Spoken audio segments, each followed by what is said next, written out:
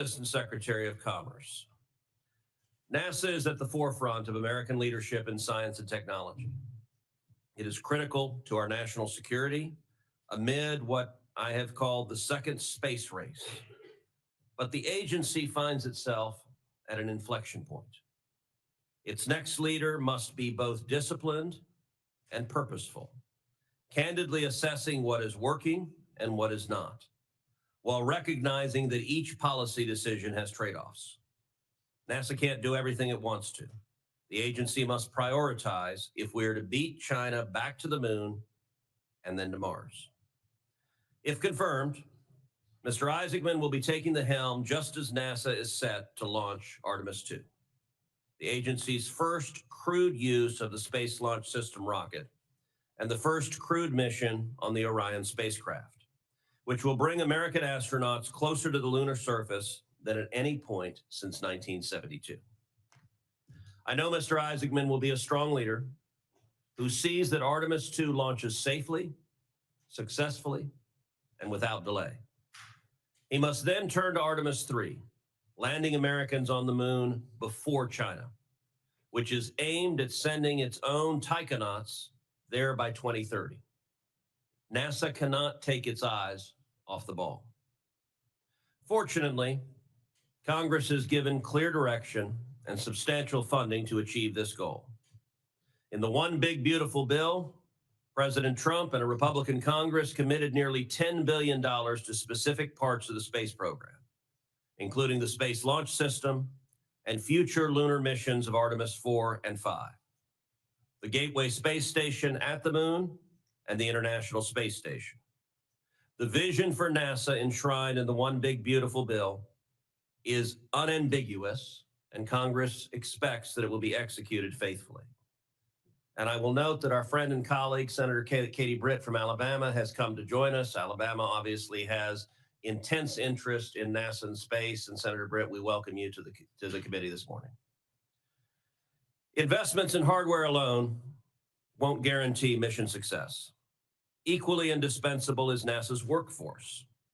Houston's Johnson Space Center is home to one of the most capable, experienced, and mission-driven workforces in the world.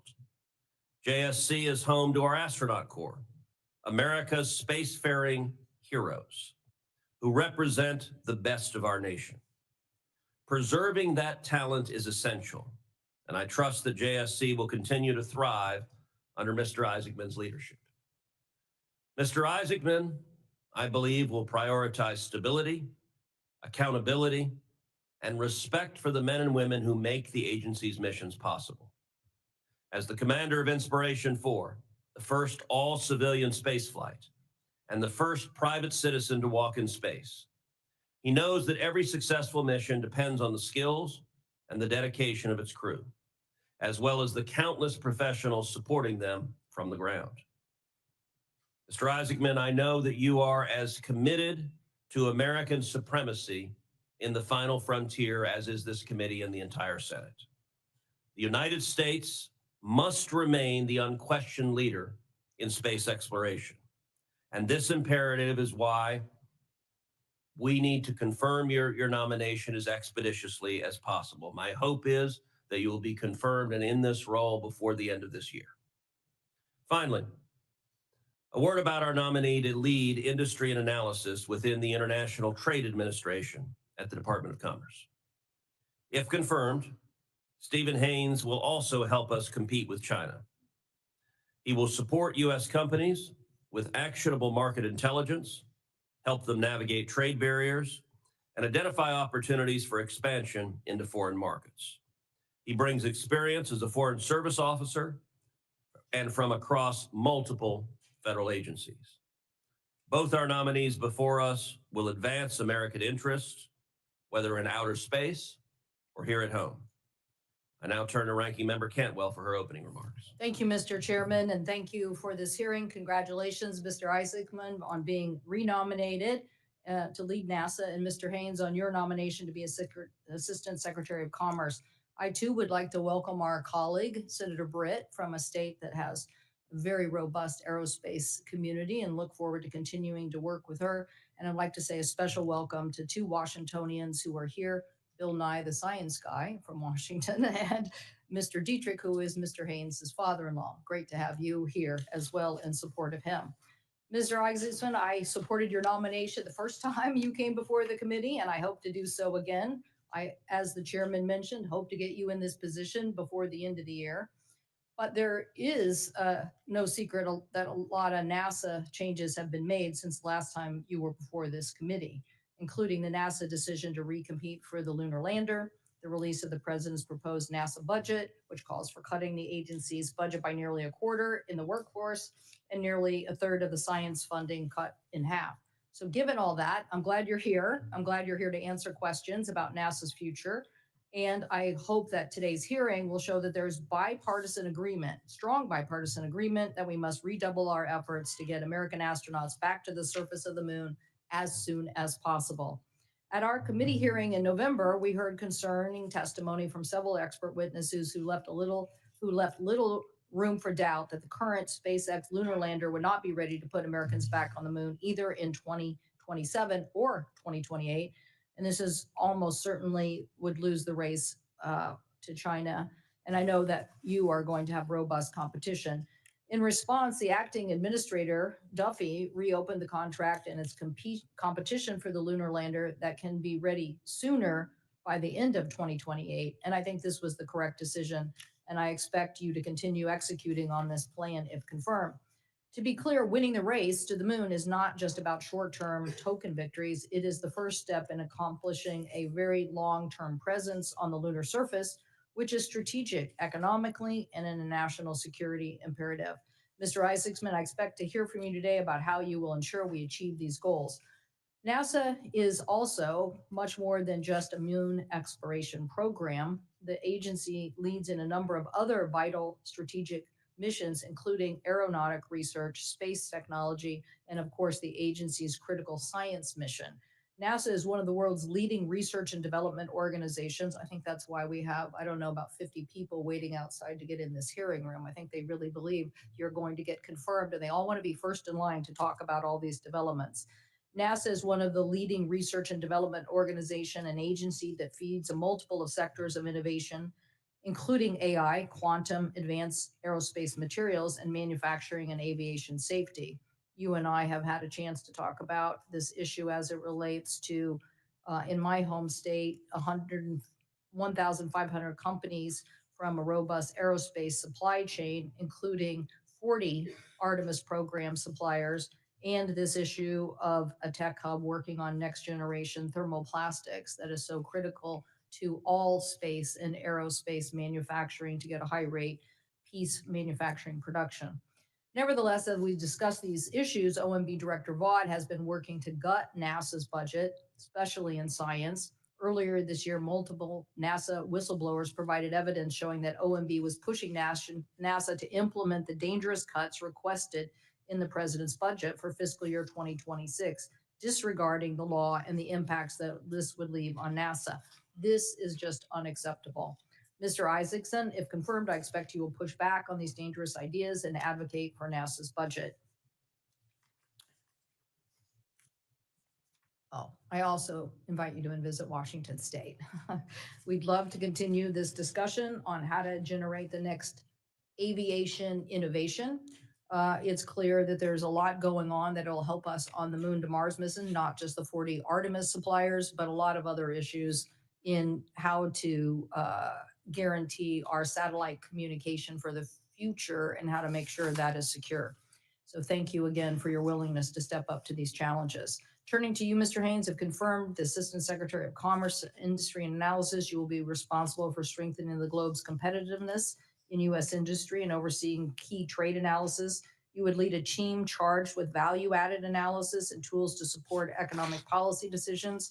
No doubt there's been a big sea change since COVID about supply chain issues and supply chain vulnerabilities and the interest that commerce play a larger role in identifying those risk sectors. Myself and Senator Risch have been leading a charge on fusion technology and hoping that we could be very aggressive on supply chain issues if in fact fusion technology gets to the actual point of manufacturing in the United States. So I look forward to working with you on those supply chain issues. And I want us to continue to know that we have to reduce tariffs. In my mind, tariffs are causing Americans to be challenged on affordability issues. And I look forward to working with you and asking you questions about that agenda as well. And welcome to our colleague from Tennessee, Senator Hagerty. Thank you. I will now turn to our colleague from the great state of Tennessee, Senator Hagerty, to introduce Mr. Haynes. Senator Hagerty, welcome to the committee. Thank you, Chairman Cruz and Ranking Member Cantwell. Thank you for holding this important hearing. Mr. Isaacman, I want to congratulate you on your nomination and look forward to your confirmation. The reason I'm here today, though, is to introduce a former staffer, a good friend, and a fellow Tennessean, Stephen Haynes. Stephen Haynes is President Trump's nominee to serve as Assistant Secretary of Commerce for Industry and Analysis. But before I get into his introduction, I'd like to actually address all of the staff sitting along the walls here today. I hope you'll take a lesson from Stephen Haynes. He did a remarkable job serving on my team, a great member of my national security team, and frankly touched many aspects of our office. He's taking that knowledge and moving it into the administrative branch, in the executive branch of this administration. And he's going to go on to do great things. And I just think it's testament to the fact that the hard work that all of you put in on both sides of the aisle to support our nation and to generate the type of opportunities that we want to see for our children and grandchildren can manifest itself in a career like Stephen's. And I hope, Stephen, that you'll continue to advance your career. It's one of the greatest honors I have to represent to be here and speak on behalf of my former staffers, and to all of you. Thank you for your hard work that you do every day. And I hope that someday I'll be seeing you sitting in a seat just like Stephen. Stephen was one of my national security advisors for 2 years. His counsel was critical, covering nearly every issue that came to my office, from supporting my role as ranking member of the Banking National Security Subcommittee that covers export controls and CFIUS work, to State Department reauthorization and consular issues on the Senate Foreign Relations Committee, to the important work of funding the government through the appropriations process. Frankly, there wasn't much that Stephen didn't touch in my office. Before his time in the Senate, Stephen served as a Presidential Management Fellow, then as a Foreign Affairs Officer at the Department of State's Bureau of East Asian and Pacific Affairs. Stephen is a graduate of the University of Nevada and holds a master's in Asian Studies from the George Washington University Elliott School of International Affairs. Stephen's understanding of how federal agencies operate and his deep knowledge of foreign policy and national security were evident from the first day he joined my team. This expertise served the constituents of Tennessee remarkably well, and his love for this country and serving the American people is palpable. He's a man of conviction, a man of loyalty and integrity, and precisely the caliber of person we need serving in government. I thank you for considering Stephen's nomination, and I encourage my colleagues to support his nomination as he advances his call to public service. Congratulations, Stephen. Thank you. Thank you, Senator Hagerty. I will now turn to our colleague, Senator Sheehy, to introduce Mr. Isaacman. Senator Sheehy, the floor is yours. Thank you, Chairman. Welcome back, Jared. I'd say this is a once-in-a-lifetime experience, but I think we're on number 2 now. So, Monica, great to see you. Thanks for bringing the girls. Before I introduce Jared, Chairman, I'd like to enter in 40 letters of support for Mr. Isaacman's nomination, please. Without objection. Thank you. For nearly 70 years, the United States has been at the forefront of space exploration. President Trump knows how critical it is for our country to lead the way yet again, as our space program aims to reach new heights, and that's why he chose exactly the right man for the job, Jared Isaacman. I've personally known Jared for several years, sharing an aviation community in Montana and cooperating with him on improving the education experience for our next generation of explorers, astronauts, engineers, NASA administrators at Space Camp in Huntsville, Alabama.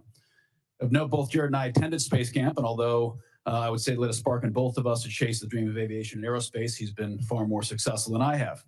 We both dreamed of being astronauts as children. The difference is Jared actually is one, whereas I had to settle for the title of senator. We both dreamed of being astronauts as children. America's been the leader of global space travel for generations, pushing the boundaries of space and testing the limits of human endurance and intellect. All Americans should be deeply proud of the incredible accomplishments of heroes like Alan Shepard, John Glenn, Neil Armstrong, Jim Lovell, and many others. The sacrifice and leadership of these brave astronauts is what most Americans know. What they usually don't know is that behind each and every one of these explorers is a massive team of dedicated engineers, program managers, innovators, test pilots, welders, electricians, truck drivers, and families who are the true heroes of our space program. To lead this incredible team requires a leader who not only understands and believes in the mission, but has the interdisciplinary skill set to coordinate these cross-functional teams to achieve critical outcomes. Since the tragedy of the Columbia disaster in 2003, NASA has been an organization of great people searching for revival. And after the cancellation of the shuttle program for 10 years, it's important to remember, for 10 years, the United States was paying Russia taxi fare to send our own astronauts into space. This would make John F. Kennedy, Ronald Reagan, and dozens of other American leaders turn in their grave. And in light of the recent Starliner mission to the ISS that left astronauts stuck in space for almost 9 months, we were reminded that much work remains. President Trump knew it was time for a change, and he chose the right man for the job. Despite Jared's desire to be an Air Force fighter pilot and astronaut as a child, he found out that he was smarter than most and started a disruptive software company in his garage as a teenager. That company grew to be a tremendous multi-billion-dollar success, and that success fueled his ascension in the Hall of Fame as a record-setting jet pilot, an aggressor pilot for Air Force fighter pilots, and most recently, this first civilian ever to conduct a spacewalk. On top of all that, Jared and I share another passion, pediatric philanthropy. Jared has personally donated millions to improve healthcare for at-risk children all over America, yet again underlining his commitment to this great nation. NASA is a point of great pride for our nation. It has carved out new frontiers for mankind and shown the world the power of freedom. China is progressing at a breakneck pace to overtake our space infrastructure and beat us back to the moon, and they fully intend to win. If we don't focus our efforts and commit to victory now, we will find ourselves going to bed under the glow of a red moon. We have a moral obligation to continue to lead on the greatest frontier ever known, and it requires strong leadership. Jared is an articulate leader, a great father and husband, and one of the smartest people in America. Jared understands not only how to manage a complex multi-billion-dollar organization, but how to design and engineer critical systems. And to top it off, he knows how to fly spaceships. NASA is in need of spiritual rejuvenation, and that will take fresh leadership. Jared is the perfect man for the job, and I look forward to adding NASA administrator to his already remarkable resume. Thank you, Chairman. Thank you, Senator Sheehy. I will now recognize Mr. Isaacman for his opening statement. Thank you, Chairman Cruz, Ranking Member Cantwell, Senator Sheehy for that very generous introduction, and distinguished members of the committee. I'm honored and grateful to be here before you again as President Donald Trump's nominee to lead the National Aeronautics and Space Administration. To begin, I'd like to acknowledge my family. So my parents, Sandy and Don Isaacman behind me, my wife, Monica, my two wonderful daughters, Mila and Liv. So over the years, I've found many ways to challenge their patience, and politics is certainly no exception. We are also joined today by 7 astronauts, some of my closest friends and crewmates, together with NASA astronauts that have come to this hearing in support. Thank you very much. I also want to acknowledge and appreciate that Senator Britt from the state of Alabama is here today. So not only home to Marshall Space Flight Center, but also to Space Camp, which is where my journey began. As mentioned before, I have lived the American dream. I've been fortunate to have an amazing business and aeronautics career, to have led 2 notable missions to space, to help charitable causes that matter deeply to my family. And now I'm beyond thankful for a chance to repay my debt to this nation by serving alongside the brilliant minds at the world's most accomplished space agency. The last time I sat before you, I introduced myself, my qualifications, and the challenges and opportunities ahead. This time I'm here with a message of urgency. After more than a half-century, America is set to launch NASA astronauts around the moon in just a matter of months. This is a challenging endeavor to say the least, and one that requires full-time leadership. Secretary Duffy, in his letter to this committee endorsing my nomination, emphasized this point. The message is shared by more than 4 dozen other letters of support, including an online petition started by members of the NASA workforce and a letter from 36 NASA astronauts who, like me, have sat through anomaly investigations, launched and flight readiness reviews, and have accepted the risks of going to space and understand what is at stake. And I know it's not lost on anyone in this room that we are in a great competition with a rival that has the will and the means to challenge American exceptionalism across multiple domains, including in the high ground of space. This is not the time for delay, but a time for action. Because if we fall behind, if we make a mistake, we may never catch up. and the consequences could shift the balance of power here on Earth. This Congress, and specifically this committee, understand the urgency of the moment, placing a historic investment in human space exploration that President Trump signed in the One Big Beautiful Bill. It's now time for NASA and its partners to deliver.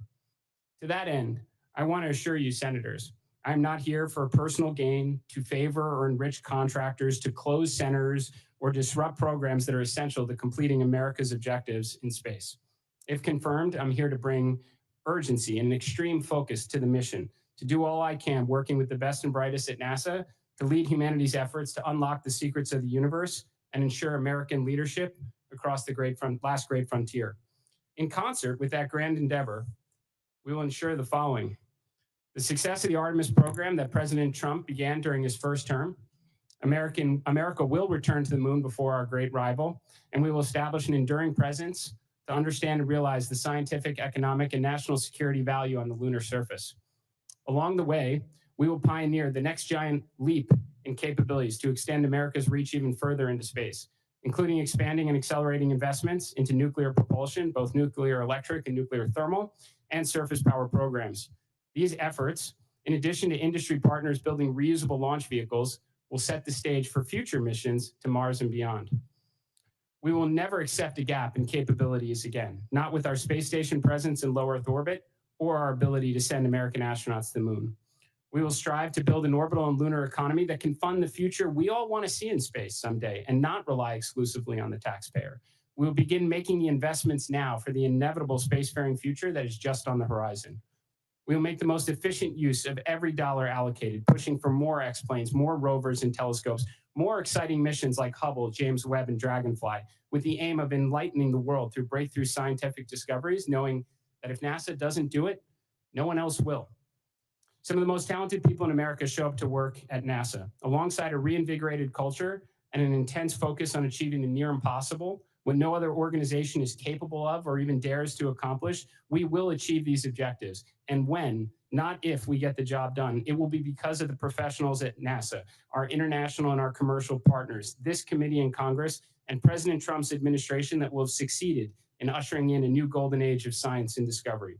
We'll do it for America, for humankind, and in doing so, we will inspire the world and generations to follow to take us even farther. We are just getting started on the greatest adventure in human history, and with urgency and purpose and extreme focus on the mission, NASA will lead the way. Thank you. Thank you, Mr. Isaacman. I now recognize Mr. Haynes for his opening statement. Thank you, Mr. Cruz. And here I was thinking that all the fanfare outside was for industry and analysis, but not the first time I've had my bubble burst. Chairman Cruz, Ranking Member Cantwell, distinguished members of the committee, it's an honor to be with you here today. I'd like to thank President Trump, Secretary Lutnick, and Undersecretary William Kimmett for putting their confidence in me to serve as the Assistant Secretary of Commerce for Industry and Analysis. I'd also like to extend my deepest gratitude to Senator Haggerty for introducing me today. I feel incredibly fortunate to have his mentorship and support. It's also an honor to have several of my family members here with me, starting with my incredible wife, Erica Haynes, who's sitting behind me. Our first year of marriage, she asked me what I wanted to do with my life career-wise, and I thought I gave her the right answer, which was to be a good dad, to be a good husband. And she gently reminded me that that was the bare minimum and challenged me to aim higher. And her continual love and support of the past 10 years of marriage has challenged me to do just that. Our first son, Henry, is here as well. It's the honor of my life to be his dad and to have him by my side. His little brother, Oscar, has been on the planet for a total of 10 weeks. And so he decided to forego the hearing, stay home with his grandmother, probably taking a nap right now. My father-in-law, Guy Dietrich, is here from Washington State. Thank you for being here, as well as one of my 3 older sisters, Heather Prey, and her husband and my best friend, Charlie Prey. My parents, Paul and Christy, were unable to make the trip to Washington, D.C. today, but they're proudly watching from home in Franklin, Tennessee. I inherited a tenacious work ethic and a drive for excellence from my father and a sense of faith and conviction from my mother. They shaped me into the man I am today, and there's no way I could ever repay them for that. I grew up in Franklin, Tennessee in the 90s at the height of Pax Americana. I distinctly remember driving home from school with my mom and her telling me that we lived in the greatest country in the world. And even at a young age, I was filled with a sense of pride and excitement and expectation for the future. I truly felt lucky to be an American. And I carried that pride with me as I left America to study abroad and then start a career in the oil and gas industry in Asia. No matter where I went, who I met, what I did, I always carried that sense that there was no place like home, my home, the United States of America. And then in the early 2010s, I started to notice a shift, like a lot of people, in the global geopolitical and economic landscape. And for the first time in my life, America's future felt uncertain and not guaranteed. And so through the loving encouragement of my wife, who's from the area, decided to move to Washington, D.C., leave the private sector and pursue a career in foreign policy and national security via public service. And that journey has led me to multiple roles at the Department of State, Pentagon, here in the United States Senate, and now for the second time at the Department of Commerce. The colleagues that I've worked with, along with the experiences that I've gained, have all somehow culminated in the necessary preparation for this specific nomination. For 6 months prior to this nomination, I had the privilege of performing the duties of the Assistant Secretary for Industry and Analysis, learning its policies, its people, portfolios, budget, contracts, learning every facet of the organization. And it's because of that, I feel a sense of pride and excitement to have the opportunity to lead the organization in an official capacity. And if confirmed, my singular focus will be supporting American industry's competitiveness through robust understanding of analysis of sectors and supply chains, improving and growing INA's analytical capabilities to better respond to trade questions facing U.S. policymakers, and empowering the professionals, the people who work at INA to approach their work with a sense of subject matter expertise, mastery, autonomy, and purpose. And to that end, I look forward to working constructively with this committee. Thank you for your time and look forward to your questions. Thank you, gentlemen. Congratulations on both your nominations. And I will say, Mr. Haynes, your 10-week-old son would have certainly been welcome here this morning. With some frequency, senators have been known to cry and sleep fitfully, and so he would have fit well in this body. Mr. Isaacman, welcome back. As you know, NASA's human spaceflight program, and its Artemis in particular, is critical to maintaining U.S. leadership in space. But as I think you can appreciate, spaceflight comes at a significant cost. Its success requires program stability. The United States can't dominate in space if our commitments change wildly from one administration to the next, or from one appropriation process to the next. That's why the NASA section of the One Big Beautiful Bill Act, which I authored, outlines a stable path forward for the agency. It gives clear guidance on the Artemis moon mission. It paves the way for commercial space stations in low Earth orbit, and it invests in NASA's infrastructure to be able to execute its exploration missions. Will you commit to this committee and to the Senate to full and timely compliance with the law's requirements if you're confirmed? Yes, Senator, I do. Let's dive into those requirements. Congress wrote into the One Big Beautiful Bill that there shall be a stable, fully funded path for Artemis, at least through Artemis 5. Congress also dedicated money for the Gateway Lunar Orbit Space Station and the Orion crew capsule. Artemis is the key, I believe, to both beating China to the lunar surface and to maintaining a U.S. presence at the moon. What concrete steps will you take to maintain the Artemis program's long-term stability? Senator, I appreciate the question, and similar to my previous hearing, I absolutely believe that the current architecture with SLS is the fastest path to achieving our near-term lunar objectives, which should be to return to the moon before our great rival and establish the infrastructure so that we can realize the scientific, economic, and national security value. Now we have the first mission, which is approaching in just a matter of months, which is Artemis 2, where we will fly around the moon. The next mission, Artemis 3, we're going to land astronauts on the moon. There's a lot that has to happen in between Artemis 2 and 3. So in that respect, I am grateful that the One Big Beautiful Bill affords us the opportunity of additional heavy launch vehicles through Artemis 4 and 5. Now, in order for, with respect to the continuity of the mission, Senator, in order for us to actually land the astronauts on the moon, it will mean that one, or ideally two, commercial partners will have pioneered reusable heavy launch lift capabilities and orbital propellant transfer to get the lander to the lunar environment.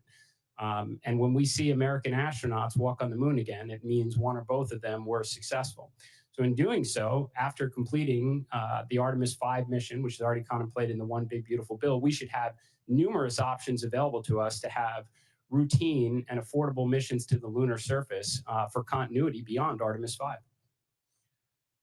It's also part of U.S. law that it is American policy to have sustained human habitation either on the moon or in cislunar orbit. Do you agree with that objective, and do you commit to doing everything humanly possible to achieving it? I do, Senator. I think the President of the United States would be very excited to see a lunar base. And I will say, just a minute ago, you talked about competing providers. I want to be very clear. I have no particular interest in one provider versus another. My interest is in making sure the objective is achieved. And at times, some have suggested that the objective of going to the moon and the objective of going to Mars are in tension. I don't believe they're in tension. I believe both are critical.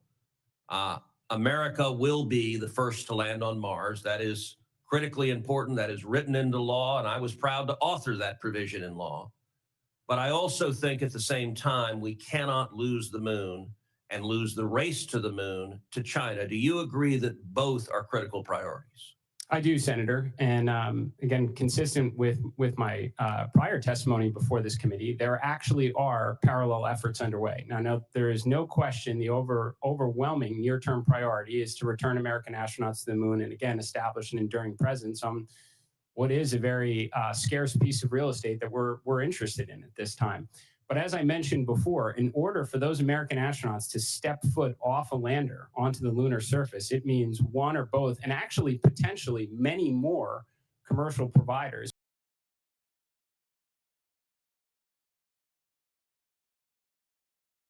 Capability, really the next giant leap capability that America needs for missions to the moon, Mars, and beyond.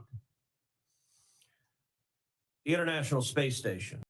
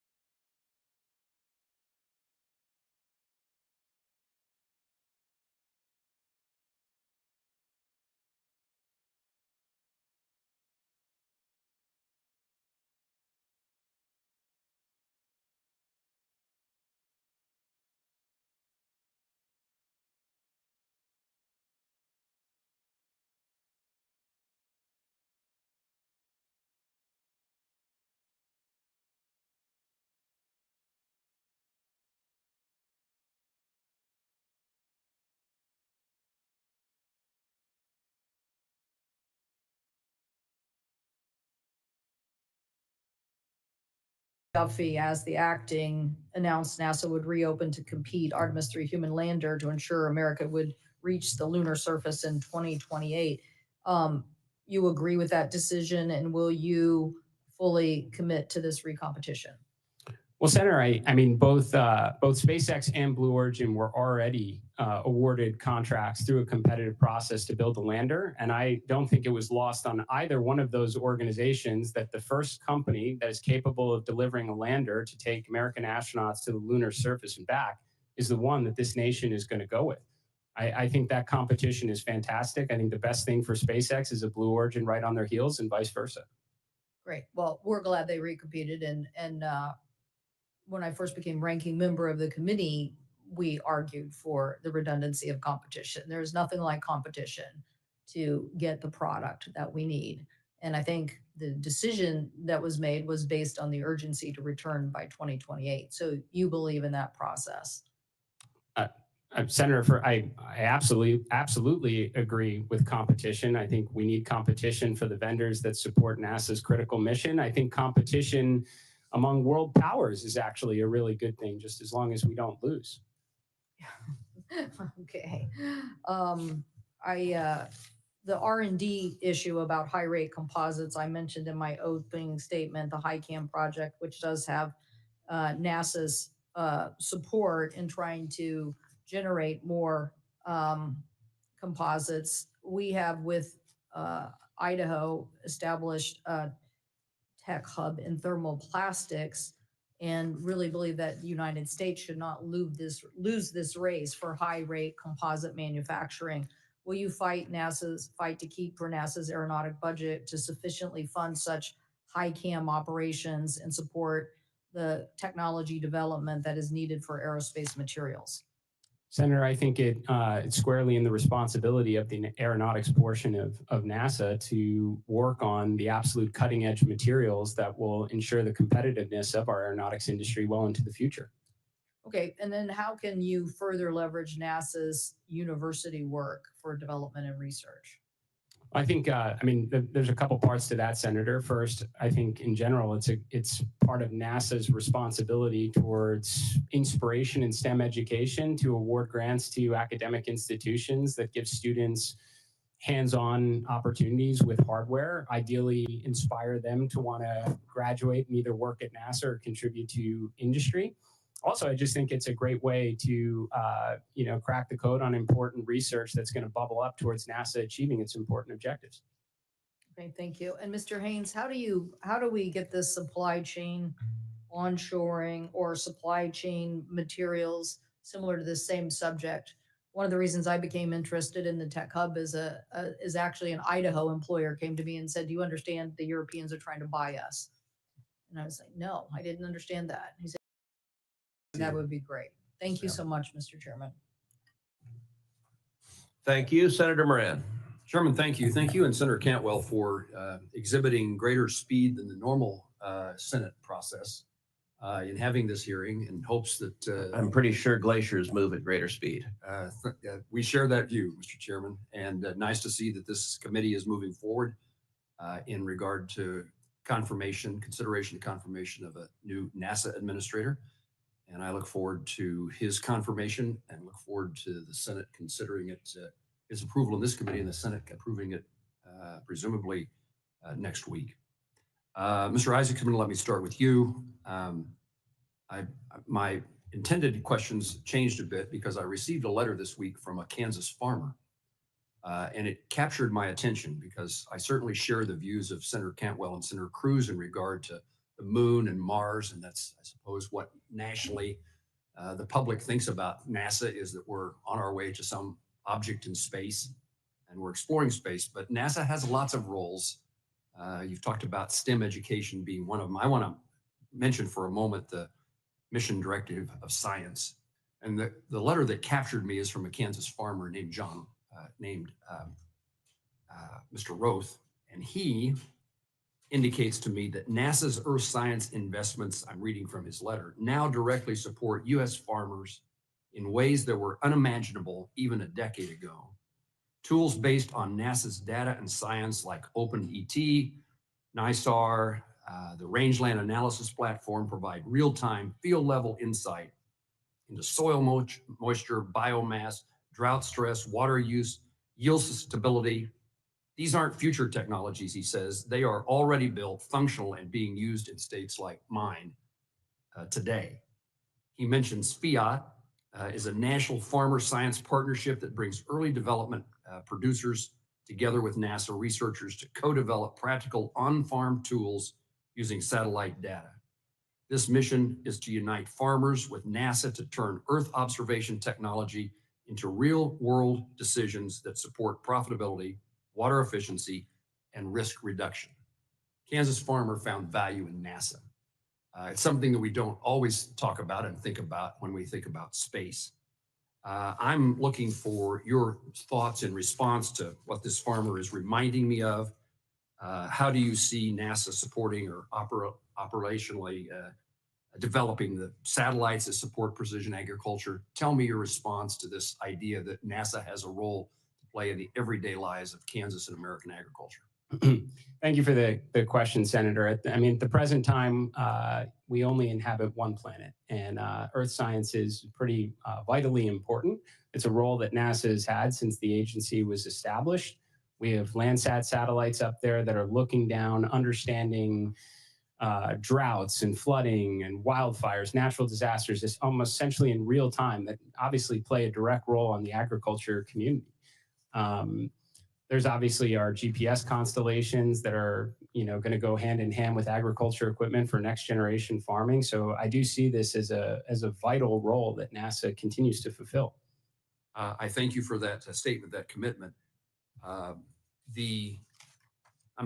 pleased to be a member of this committee, and I chair the subcommittee on aviation and space, but I also serve as the chairman of the Senate Appropriations Committee that funds NASA as well as the Department of Commerce. And Mr. Isaacman, have you had a chance to look at our budget, our appropriations bill, in any response to what our committee has approved and what we expect to be on the Senate floor in the next 2 weeks? Well, Senator, I don't think I can really comment on any pending legislation other than to say that we will absolutely maximize every dollar Congress affords to the agency. Would you expand that commitment to say that you will execute the funding that we provide to NASA in this legislation as it's intended to be spent? Senator, I will always follow the laws. Thank you.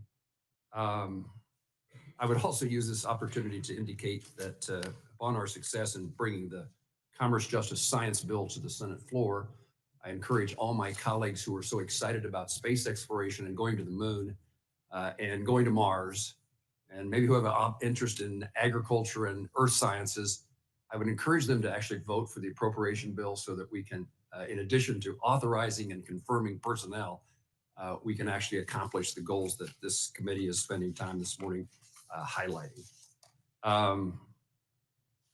Let me ask about another aspect. I have 14 seconds. Let me ask questions in fairness so that the gentleman from Tennessee is not ignored.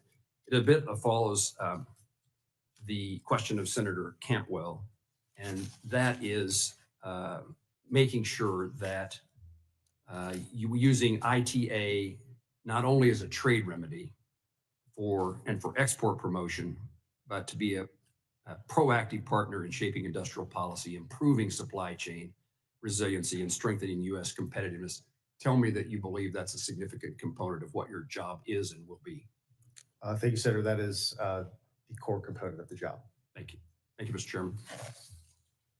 Thank you, Senator Moran. And Senator Kim has very kindly agreed to allow Senator Moreno to skip in front of him in line since Senator Moreno has to preside on the Senate floor. So thank you, Senator Kim, and I recognize Senator Moreno. Thank you, Senator Kim, and that doesn't mean I'm going to be less harsh on you in the pickleball court. But thank you for doing that. I appreciate that. Thank you, Mr. Chairman, and thank you, Mrs. Isaacman, for putting up with this double take process. I'm sure having a great supportive spouse has been critical in your life, like it's been for mine. Mr. Isaacman, as the NASA as the administration looks to accelerate Golden Dome and strengthen national security space capabilities, how do you see NASA and the U.S. Space Force better coordinating their work in power, propulsion, communications, and hypersonic missile testing, especially given the unique test environments at places like Armstrong Test Facility to avoid duplication and move faster? Thank you for the question, Senator. So clearly NASA's job is the peaceful exploration of air and space. It's also not lost on us that this is a domain that is of great strategic importance. And I do think in a fiscally constrained environment, it is important that we are not having duplicate infrastructure or various bespoke programs when we could have a more unified approach to it. So for example, a lot of the work that is done both at Glenn and Marshall Space Flight Center with nuclear has applications for peaceful exploration of space, surface power programs, but also Department of War implications. And I'd hope that we could collaborate at least with some of our counterparts in other agencies, again, to avoid any duplicative spending or inefficient application of resources. That's right. Speaking of nuclear, at NASA Glenn Research Center, we're leading the development of a 100-kilowatt lunar fission reactor. How should NASA build on this leadership in nuclear power and propulsion to ensure that the U.S. stays ahead in returning to the moon and reaching Mars? Well, Senator, I love that question. I think NASA is funded by the taxpayers to do the near impossible. As I mentioned in my opening remarks, what no other agency or organization or even company is capable of doing or dares to do. I think NASA should be evolving to work on grand, almost mini Manhattan Project nuclear programs that have the benefit for surface power applications, especially when you're out of sunlight or you're undertaking discovery missions, let's say past Mars, for example, or even actually on the surface of Mars for manufacturing propellant.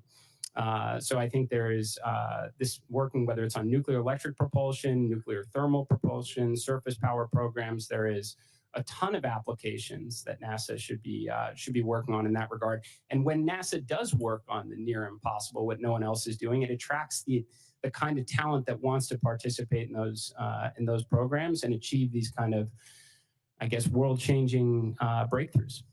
Appreciate that, and look forward to having you and hosting you in Cleveland at NASA Glenn. Very easy trip from home, so I won't keep him long. He'll be home for dinner if he comes and visits, as opposed to Texas, really far away.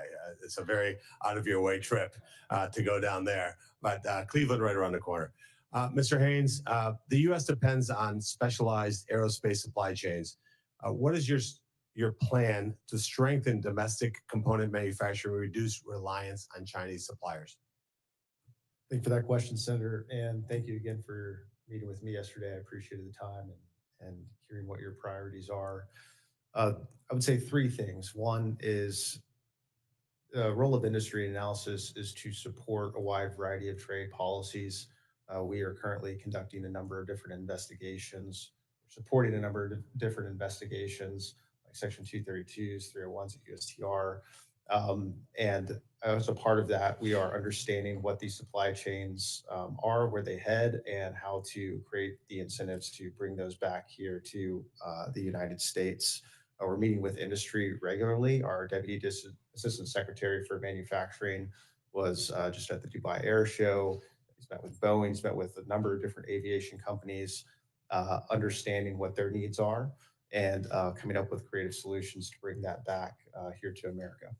All right. And last question, you do obviously a lot of data. I mean, your job is to really make certain that people understand what the set of circumstances are. Others opine and make decisions, et cetera. Would it be possible without President Trump's policies for us to have gone from 51% of the cars sold in America being made in America at the beginning of this calendar year to where we are right now, which is at 57% and climbing of the cars sold in America being made in America? Without President Trump's policies, would that 6-point swing in less than a year have been possible? No, Senator. Thank you. No questions. Thank you, Mr. Chairman. Thank you. And now I recognize Senator Kim. Thank you, Chairman. Mr. Isaacman, good to see you again. Last time around, we had a lot of opportunities to be able to talk between the two of us. We both stress how important NASA is and space exploration is to our country, to our science. And while we didn't see eye to eye on everything, I was willing to support you. Now you come before us again. And one thing that has come up that is on my mind right now is having seen a document named Project Athena. So I guess I just want to ask you, what is Project Athena, and do you stand by what is in that document? Thanks for the question, Senator. So at the time of my previous nomination, moving into a new environment such as government service at a responsibility as great as the leadership of NASA, I had called a draft document that I continued to update based on my interactions with, well, the briefing leadership at NASA's agency, my interactions with various senators and their staff. Basically, ideas, thoughts on the direction of the agency, research requests. It was always something that was meant to be, refined with actual data should I have been confirmed in it. But I do stand behind everything in the document, even though it was written 7 months ago. I think it was all directionally correct, consistent with prior testimony and my interactions with various senators. So you're the author of the document? I am, Are Senator. you the sole author of the document? I am, Senator. So I guess the challenge that I have is when you came before this committee a couple months ago, actually in response to the chairman, you said to him, quote, "Senator, I have no intention as of now to say that I would cancel any program. I need to, if I'm confirmed to be getting a job, understand where things are at." And what we had talked about is that if you were confirmed that you would go in, you would allow yourself to be in the job before you make these decisions. You would engage with the NASA employees and others. So when I see in Project Athena comments like calling for a reevaluation of sustained lunar presence, I mean, you said to the chairman today that you're committed to Artemis, committed to an enduring presence on the lunar surface, but then you just tell me right now that you stand behind the document and stand behind, I assume, this statement about reevaluating the sustained lunar presence. So I'm just having trouble understanding what to believe. So do you stand by that comment in that line in Project Athena about reevaluating a sustained lunar presence? Well, Senator, I mean, it was 62 pages worth of material. So I imagine any one sentence or so can be taken out of context. But in my prior testimony before this committee, I said it was imperative for us to realize our near-term lunar objectives. I think at the time I said, and determine, the scientific, economic, and national security value of being on the lunar surface. I think today I come before you because there's overwhelming clarity within the administration of not only to return the moon before our arrival, but also establish the infrastructure for an enduring presence. So that naturally, 6-7 months is an awful lot of time.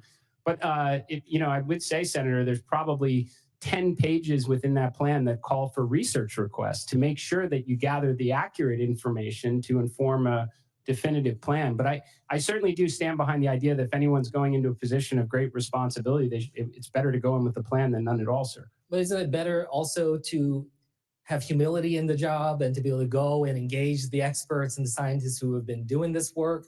I mean, I don't mind people having a vision and having priorities, but you had told this committee that you would hold off on making up your mind, but the document very much came, and I wasn't trying to take anything out of context. I'm giving you the opportunity to explain it. So for instance, you responded to a colleague of mine about the importance of climate science and the role that science is playing, NASA is playing in that way. But in the Project Athena, you say, quote, you say NASA should be, quote, taken out of taxpayer-funded climate science business and leave it for academia to determine.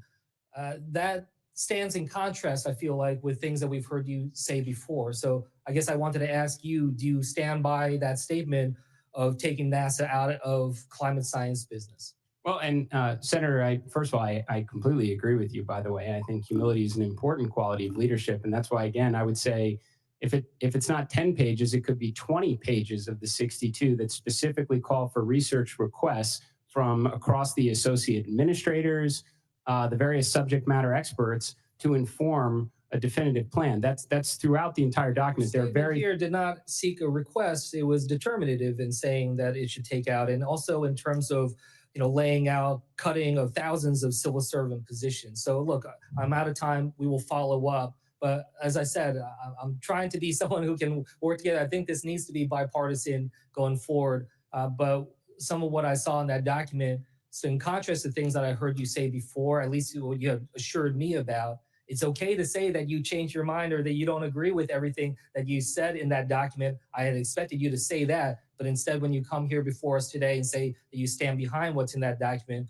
that causes us to have further follow-up here to understand what your positions are. And Senator, I would welcome any opportunity to get together, and I would happily talk through anything in that plan or that document and give you the rationale behind it, and I'd welcome your feedback. To do this job is going to absolutely take the cooperation with this committee and Congress. Thank you for that. And with that, I'll yield back. Thank you. Mr. Isaacman, I wanted to ask you, so let's just pretend you're in Missouri among a group of students, constituents, just a good cross-section of my state. If you were to answer the question, why is it important that the United States of America gets to the moon first or gets to Mars first ahead of the Chinese, what would be your answer? Well, Senator, I think there's a couple reasons, one of which is fulfilling a promise that's been made by every president since 1989 and over $100 billion that's been funded by taxpayers on our grand return to the moon. I think it's imperative that we do so, and failing to do so calls into question American exceptionalism beyond just our expertise in the high ground of space. Second, I do believe, as I mentioned in my opening remarks, that when we return, we will have an opportunity to determine and realize the scientific, economic, and national security value on the lunar surface. Now, an example I used in my, my previous hearing is that there is helium-3 on the moon. Not a lot of it, but certainly more than there is here on Earth, and that is predicted to be a more efficient source of fusion power. Now, I mean, our foreign policy and wars have been fought for a century over sources of power. To get that wrong could have implications here on Earth that could change the balance of power. We have in this country, I think, a pretty robust ecosystem of new companies, small businesses, sort of disruptors that have entered the fray here as it relates to whether it's commercial space exploration or travel or what have you. How can NASA, in your role, help sort of cultivate that, work with them? Because I do think that's one of the advantages we have over China in this race. What can you do as in this potentially this new role?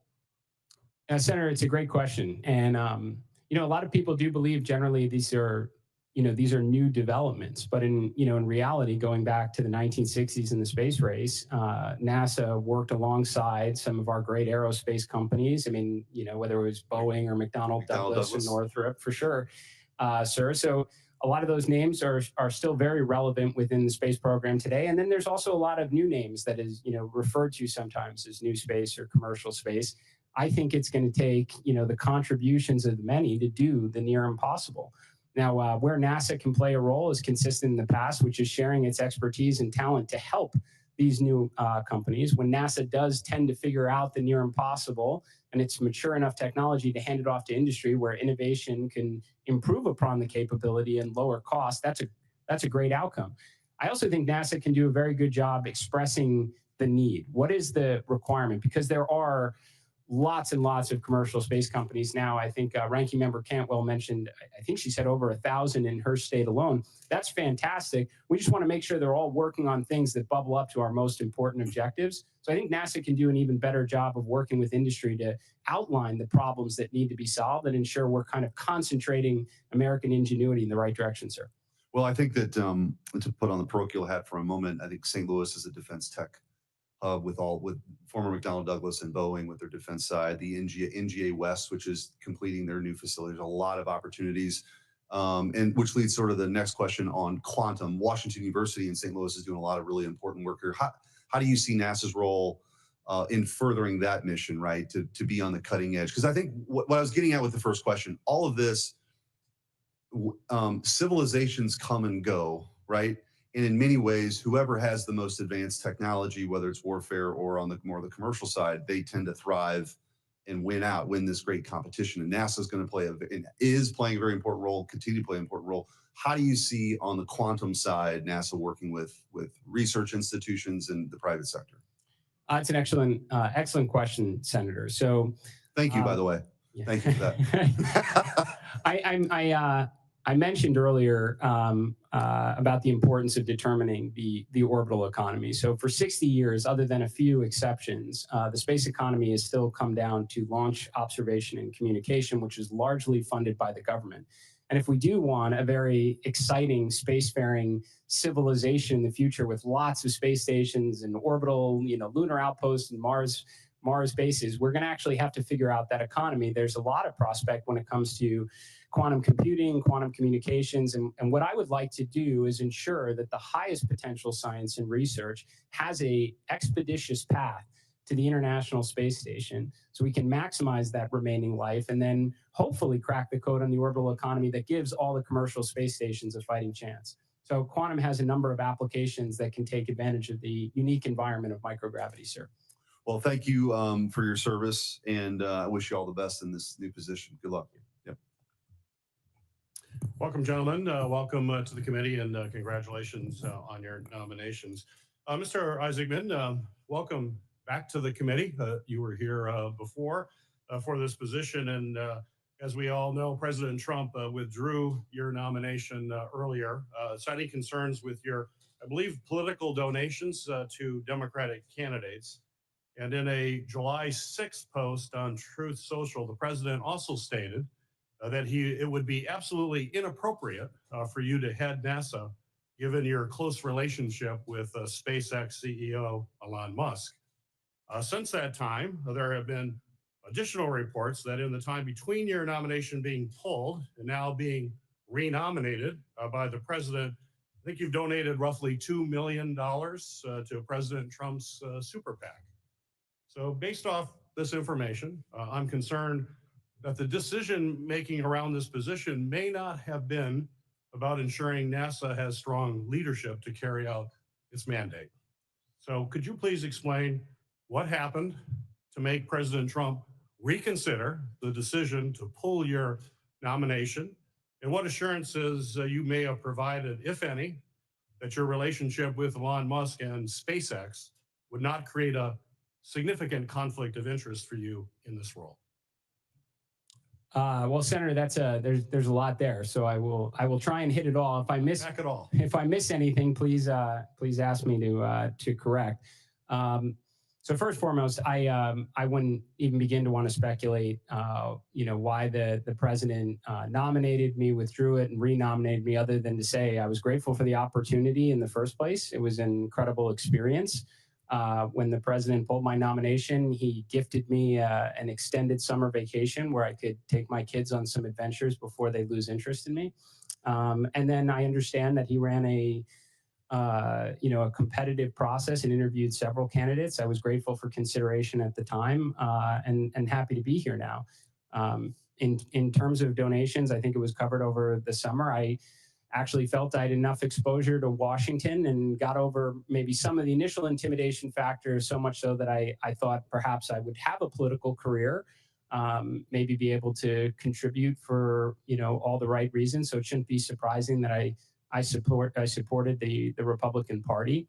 At the same time period, I probably made 30 times that amount in donations to charitable causes. And with respect to Elon Musk, that question comes up. In fact, every story I see that writes about my nomination refers to the Musk ally or the Musk friend. It's funny that in a world where everybody has a phone with a camera on it, there are no pictures of us at dinner, at a bar, on an airplane, or on a yacht, because they don't exist. My relationship with Mr. Musk is the fact that I led 2 missions to space at SpaceX, because it's the only organization that can send astronauts to and from space since the shuttle was retired. And in that respect, my relationship is no different than that of NASA. Mr. Haynes, congratulations on your nomination to such a critical role as well. If confirmed as the Assistant Secretary, you will oversee the Office of Industry and Analysis, which is housed under the International Trade Administration. As part of the office's responsibilities, INA produces trade data that is responsible for informing trade policies and decisions across the federal government. I think it's safe to say, and I hope you agree, that without accurate data, the federal government and this administration risk making short-sighted and ill-informed decisions that could impact domestic industries and workforces as well as alienate some of our closest international allies. As you may be aware, earlier this year, the president fired the commissioner of the Bureau of Labor Statistics, which is responsible for complying critical economic data like employment numbers, as well as the inflation rate. Not only was this firing clearly political in nature, because the president didn't like what the data said, it also calls into question the accuracy of data produced going forward from the BLS. So my fear is that this firing and other offices throughout the federal government, including INA, which will oversee, will face political pressures from the president to produce certain figures, certain metrics that align with his policy goals, rather than actually publishing what the country needs, which is unbiased data and statistics. So my question for you, do you believe that there is any political influence in the data currently being produced by the Office of Industry and Analysis? And how do you plan, if confirmed, in ensuring that INA continues to produce the unbiased data, which is absolutely essential to policy making? Thank you for that question, Senator Peters. The short answer is no, there is no political bias in the data that we produce. And if confirmed, it will be one of my highest priorities to ensure that the data that we receive, both from industry partners, American companies, and from unbiased data sources, both private, proprietary, will remain of the highest integrity.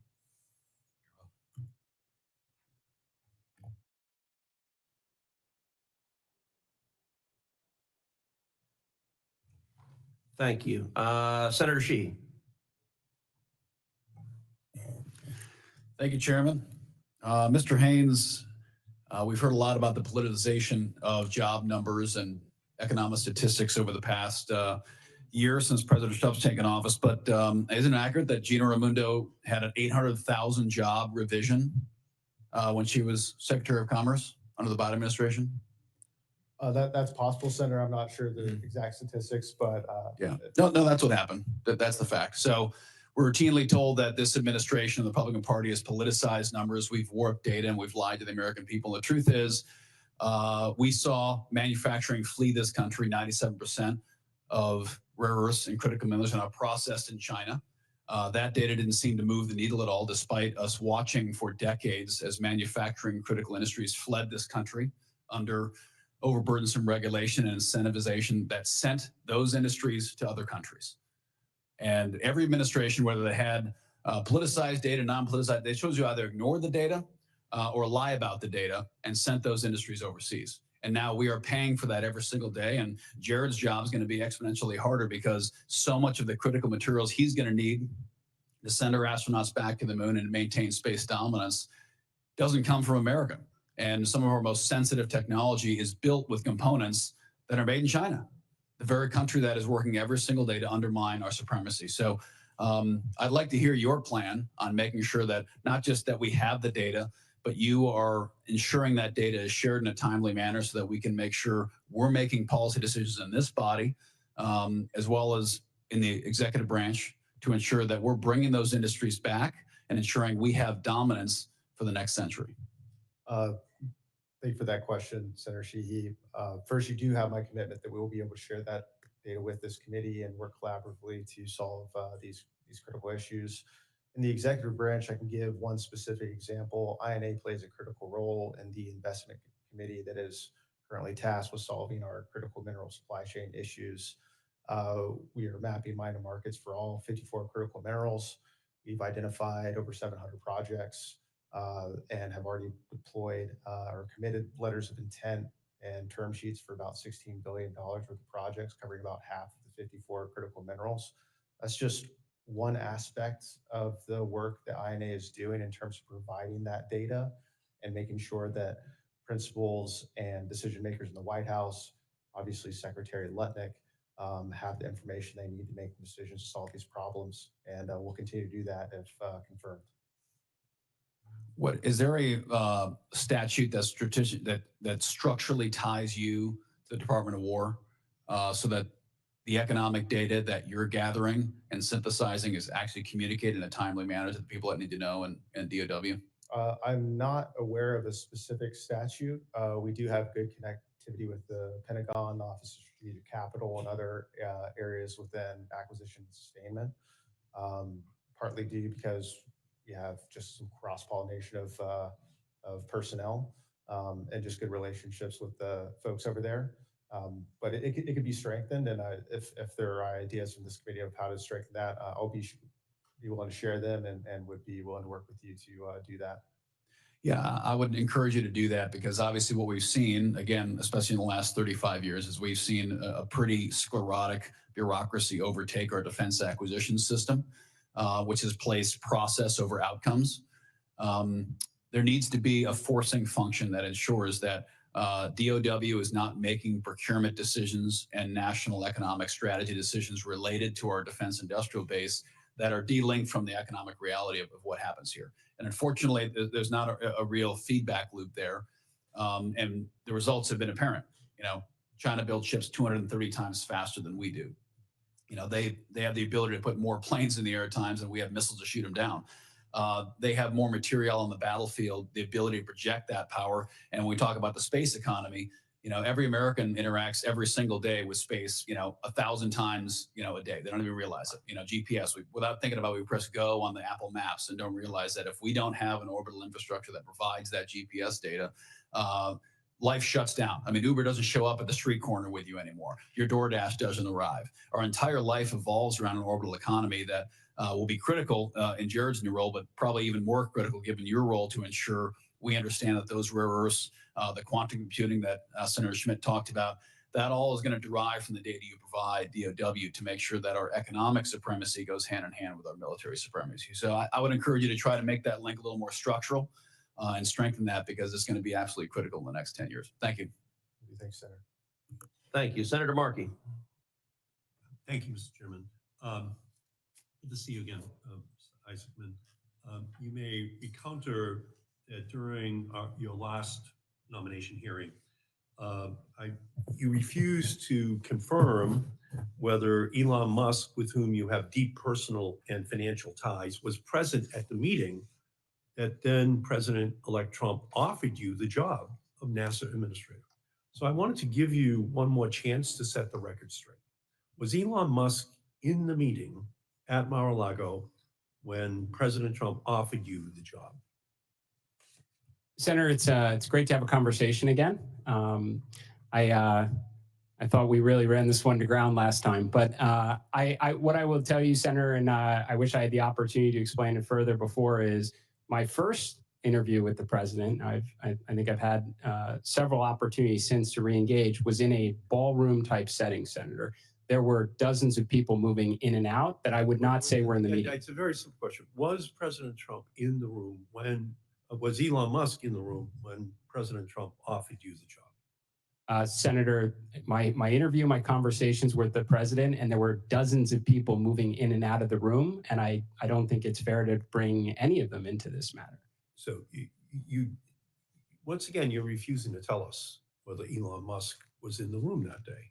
And that actually makes me think that Elon Musk was in the room that day, but that you understand that it's a clear conflict of interest that he was there.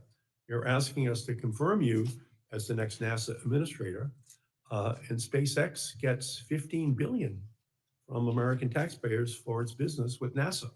You also have multiple financial relationships with Elon Musk, including investments in SpaceX, a contract between his company Starlink and your payments company, and even more, you bought space flights from SpaceX. Mr. Isaacman, what was the value of these contracts for space flights with SpaceX? Well, I mean, Senator, just to clarify on these points, I have no direct or indirect equity exposure to any aerospace company, including SpaceX. I have disclosed all of my financial ties to the ethics officials at NASA, as well as the Office of Government Ethics. They've generated an ethics letter. I fully intend to adhere to it. I more than acknowledge that I went to space twice with SpaceX, but I point out they're the only company capable of sending astronauts to and from space since the shuttle was retired. My relationship with them is no different than NASA's. In fact, if there was more than one company I suspect I would have paid less. So what was the value of the contracts for space flights with SpaceX? I mean, Senator, I don't think it's lost on anyone that going to and from space is rather expensive. We never disclosed the. Well, your financial paperwork suggests it was over $50 million. So was it 100 million? Was it 200 million? Senator, we've never disclosed it other than the fact that we were able to raise substantially more than the cost of the mission for charitable causes like St. Jude. So you won't tell us how much you paid the man who publicly campaigned for your nomination. Will you request that SpaceX release you? They didn't give me a discount, Senator. I appreciate that, but you were paying him. Will you request that SpaceX release you from the NDA so that you can provide the committee with this information? Senator, I will commit to always work with the appropriate ethics professionals to make sure I'm, continuously in compliance with my ethics agreement. Will you ask him to release you from the NDA so that you can provide that information? I have no issue asking them to release me from non-disclosure, Senator. Okay, that would be helpful. Mr. Isaacman, can you tell us, since President Trump initially withdrew your nomination, have you had any communication with Mr. Musk about the job of NASA administrator? I have not, Senator. You have not. So the American people actually deserve to know how much money you have spent personally on SpaceX, and whether the head of SpaceX and Starlink, Elon Musk, was personally involved in your nomination, because we're looking at conflicts of interest so big that they have their own center of gravity, and we just have to make sure that it's all out there and it's fully understood by the American people. And since your last nomination, we've received the president's 2026 budget request, which proposes a nearly 50% cut to NASA's science funding. Do you support President Trump's proposal to cut NASA's science funding in half? Senator, I certainly support the president's goal of reducing the deficit and shrinking our national debt. Now, an awful lot has happened from the initial presidential budget request to the continuing resolution that we've been operating into the one big beautiful bill that has plussed up additional funding for NASA. So I would, if I'm confirmed, I'd love to get my arms around where we are presently at. Well, a 50% cut to the NASA science budget is dramatic. And considering reports about your, quote, Project Athena plan for NASA, which literally banks on the decimation of our scientific abilities.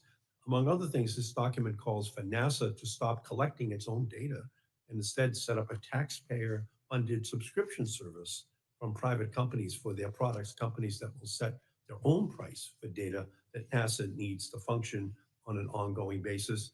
Would Starlink or SpaceX be companies that NASA would potentially have to turn to obtain data?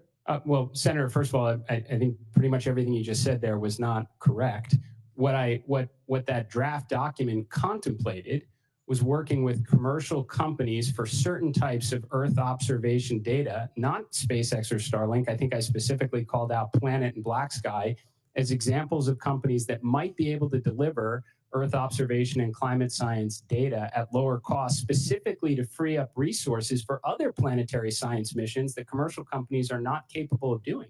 Well, I would say this, that the proposal, and this is the truth, the proposal would strip NASA for parts and instead transfer taxpayer funds directly to the bank accounts of Starlink and SpaceX, companies owned by the very same man who may or may not have been in the room when Trump offered you the job.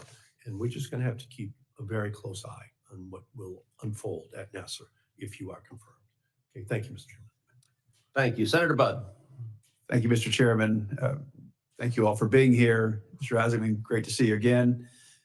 Let's talk about NASA's Quest program of quiet supersonic. It's designed to de-risk the science, validate the quiet supersonic technologies, and then let American industries like Boom, for instance, which has a presence in North Carolina, let them take the lead in building the commercial market.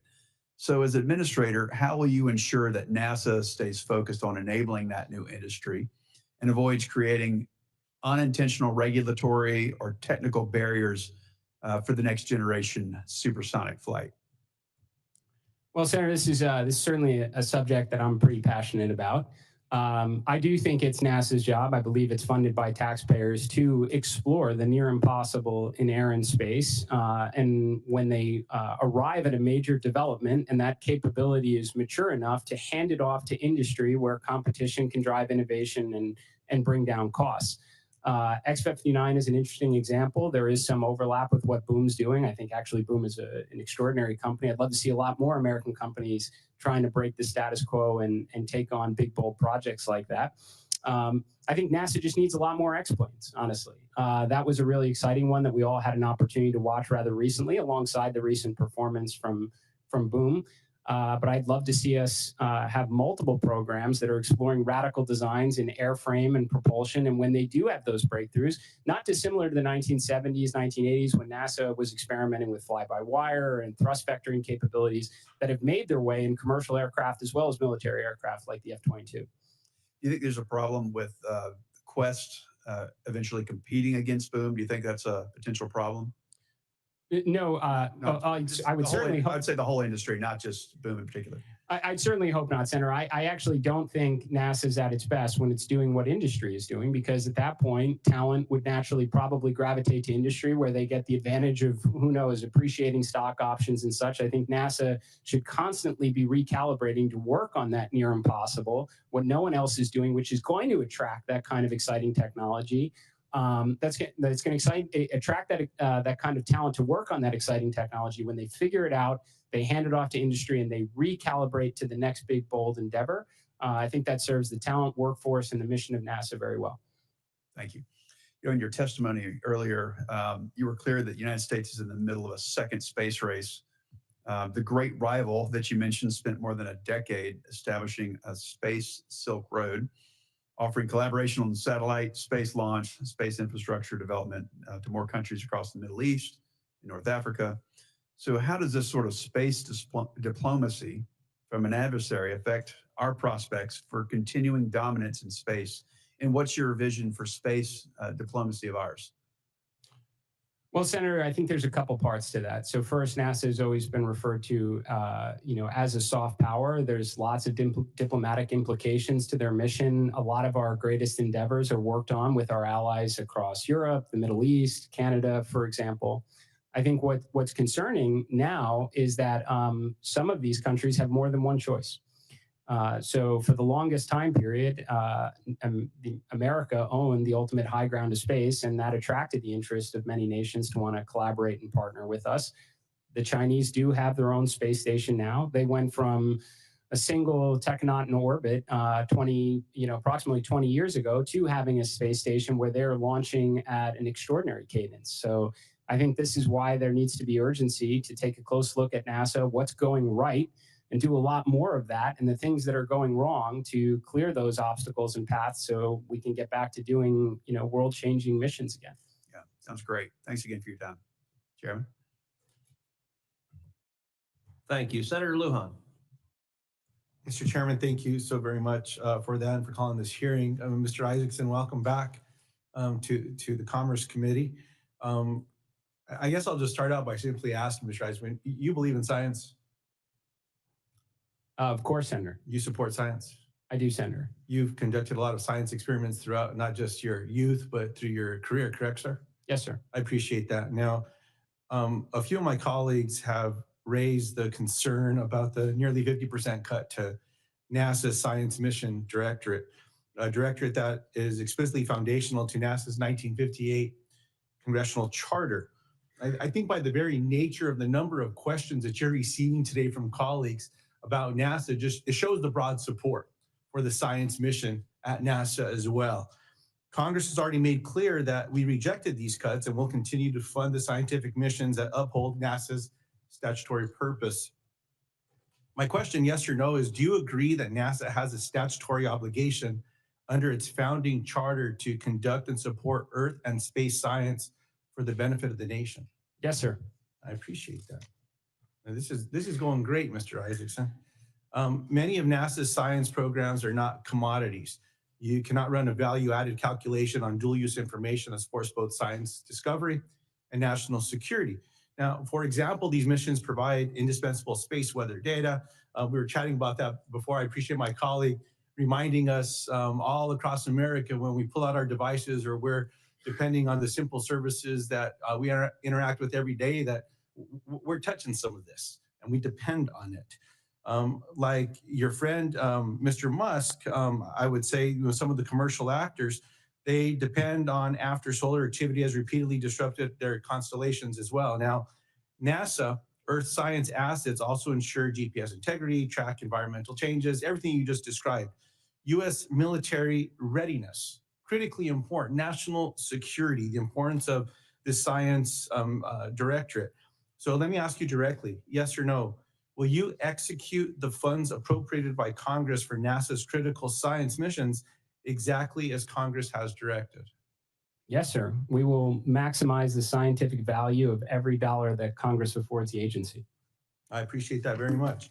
My last question is, while I didn't support the reconciliation bill that passed over the summer, there are pieces of it, particularly in NASA's section, that hold promise, and I appreciate the inclusion of them.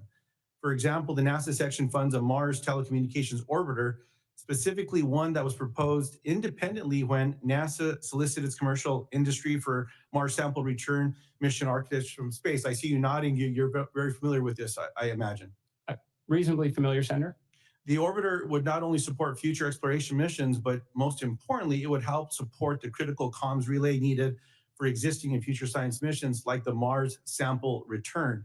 Now, New Mexico is home to companies like Rocket Lab, who produce the world's highest efficiency space-grade solar and powered critical NASA missions and would power the MTO, for example. So yes or no, do you commit to following through on the letter of the law and ensuring a rapid acquisition strategy for the MTO to be able to deliver it by the law's 2028 due date?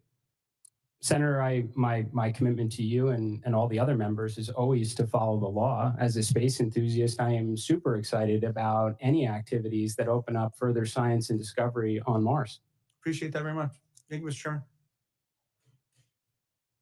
Thank you. Senator Klobuchar.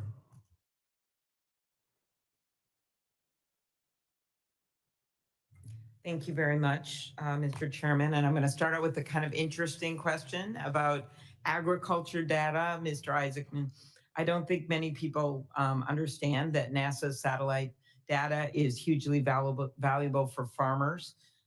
Programs like NASA Acres and NASA Harvest use satellite imaging to forecast production and monitor crop yields. I'm the ranking member on the Ag Committee, and I've introduced legislation called the Agriculture Innovation Act to strengthen that data collection. Could you talk about your plans to preserve and expand those types of monitoring programs, weather patterns and the like, and how you can better work with the Department of Agriculture? Sure, Senator. I appreciate the question.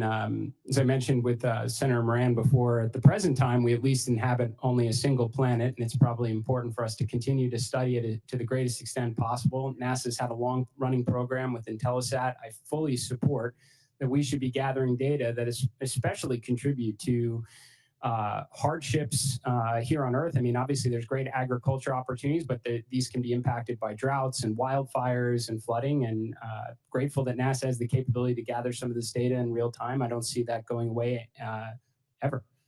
Thank you. Other end of our state, Mayo Clinic, I'm sure you're aware of.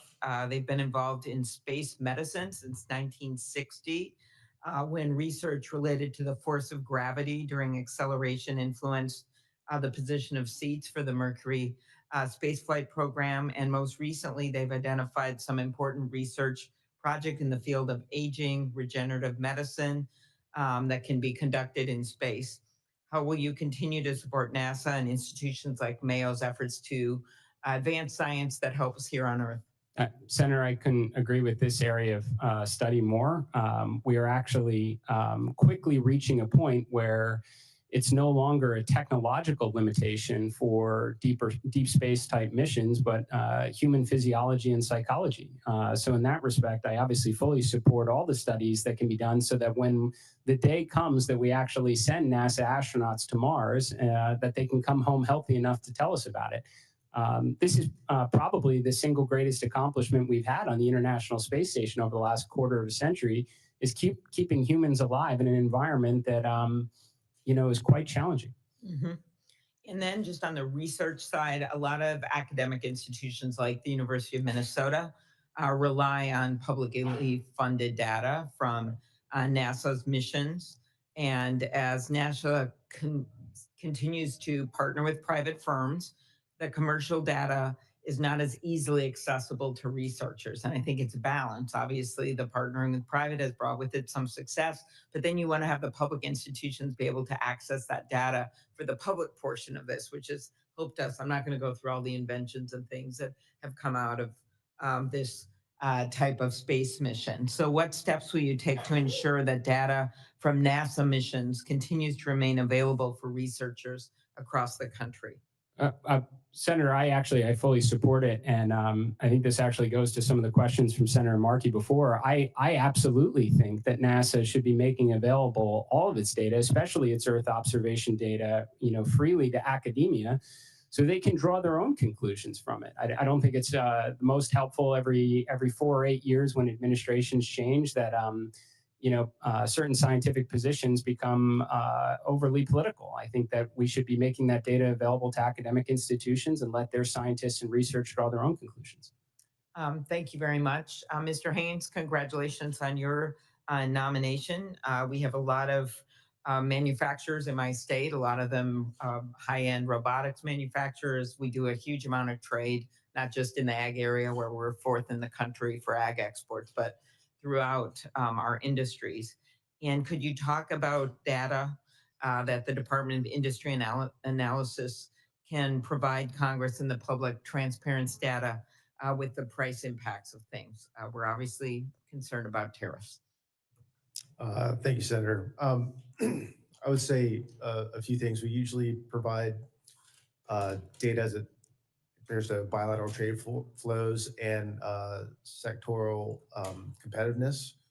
We provide broad economic data in terms of labor statistics or GDP growth or anything like that. Any data that we do have on specific sectors, especially as they are in your state, happy to discuss those with you and your staff. And by the way, thank you to your staff for meeting with you yesterday and understanding a little bit more about your priorities on the committee. So absolutely, if confirmed, commit to you to provide the data that we do have. Very good. And I think my time's running out. I'll put this in writing, but I do a lot with Brand USA, and Senator Sullivan and I just introduced a major reauthorization of this. And Senator Rosen over here cares a little bit about this, representing Las Vegas. And so just anything you can do to strengthen programs like Brand USA that don't use taxpayer dollars to ensure we continue to remain competitive with U.S. tourism, and especially with World Cup, the 2028 Olympics, and other major events that are coming up.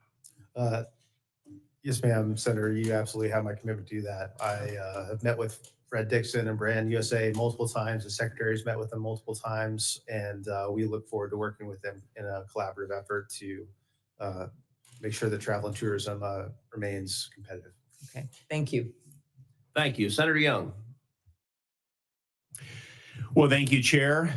And I thank our nominees so much for your interest in serving. Mr. Isaacman enjoyed our breakfast some days ago, and I expect to support your nomination and very much appreciate your presence here.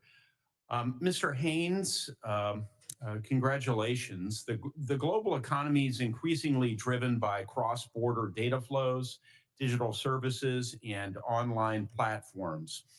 And U.S. firms are facing more foreign barriers, such as data localization rules and discriminatory digital taxes. Within ITA, industry and analysis is already involved in tracking these digital barriers and advising on market access for U.S. providers. If confirmed, Mr. Haynes, how do you see INA's role in digital trade evolving? And what would be your top priorities for ITA's work on open digital markets and cross-border data flows? Thank you for that question, Senator Young, and appreciate also speaking to your staff yesterday. It was yes, sir. Good to hear your priorities. I would say two things. Within the Deputy Assistant Secretary for Services, which is under the Assistant Secretary for Industry Analysis, we run two specific programs that focus on data privacy. One is the Cross-Border Privacy Rules, or CBPR.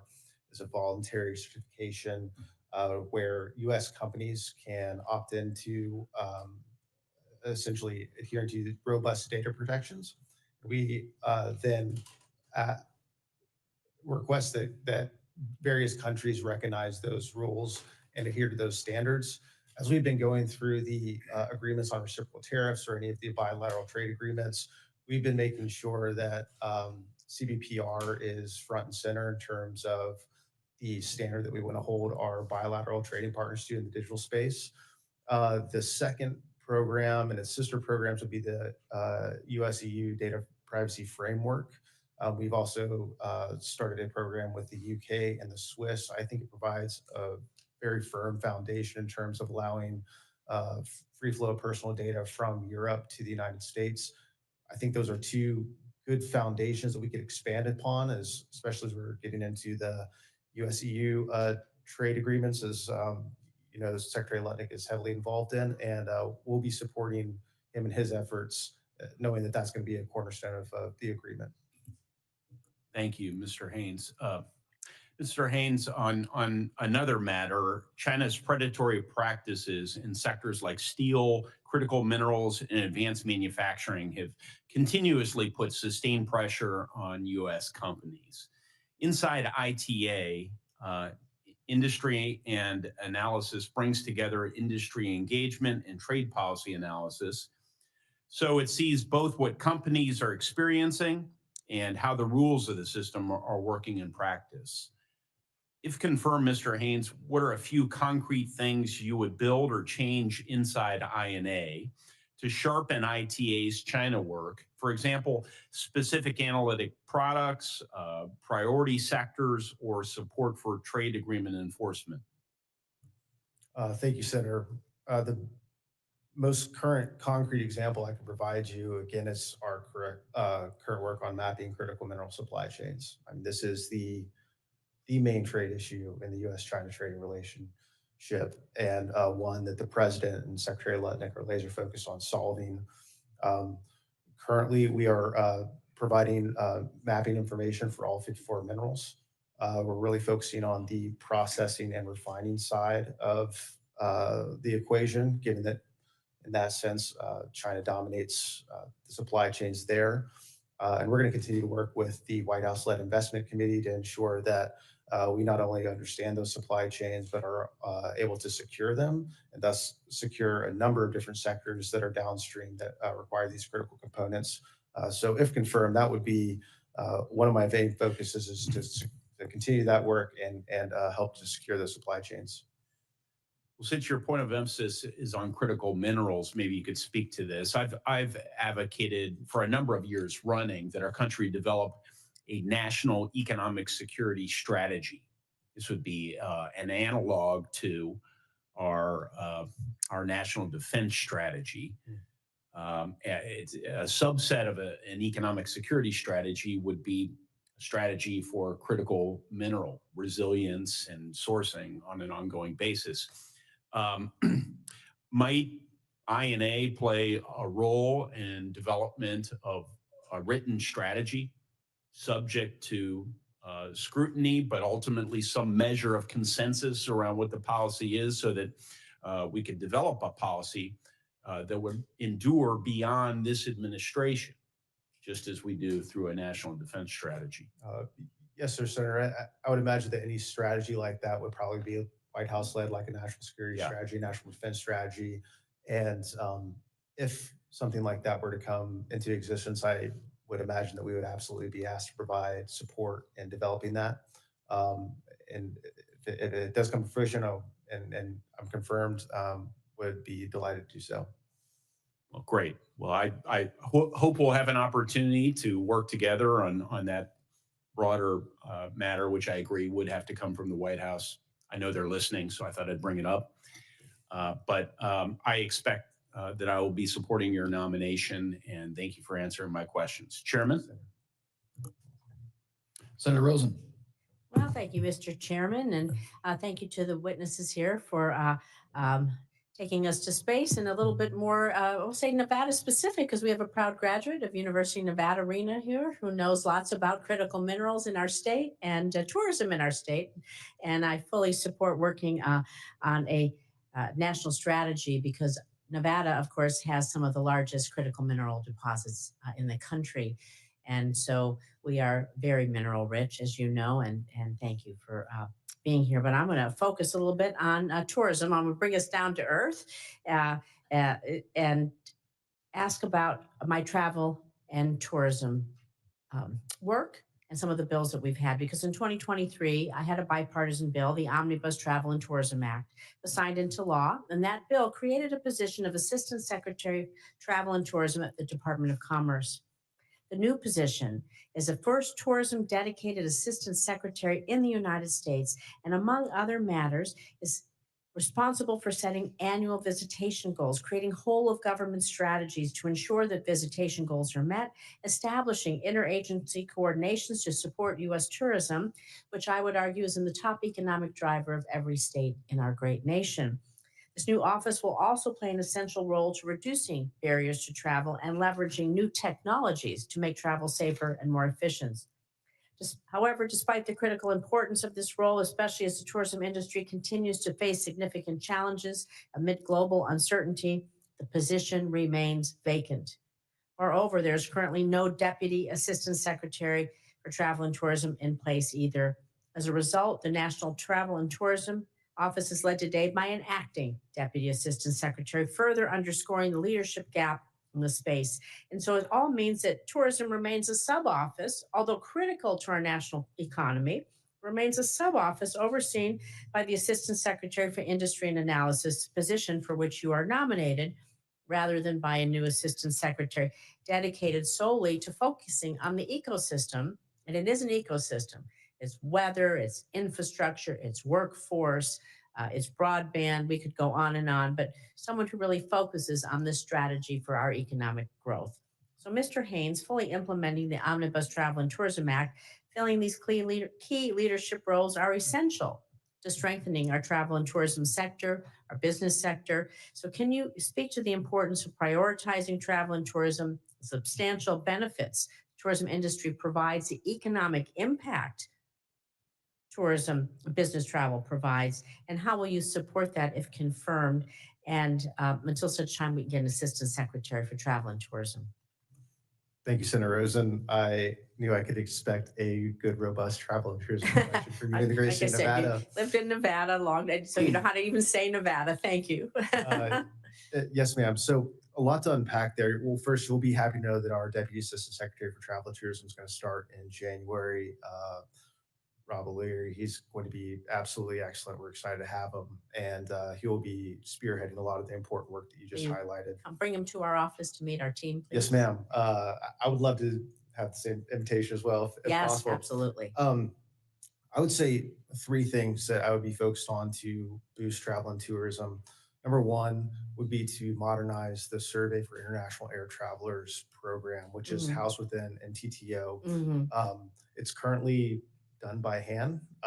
We have only been able to get about 100,000 surveys of international visitors a year, well short of the 1% mandate by this committee.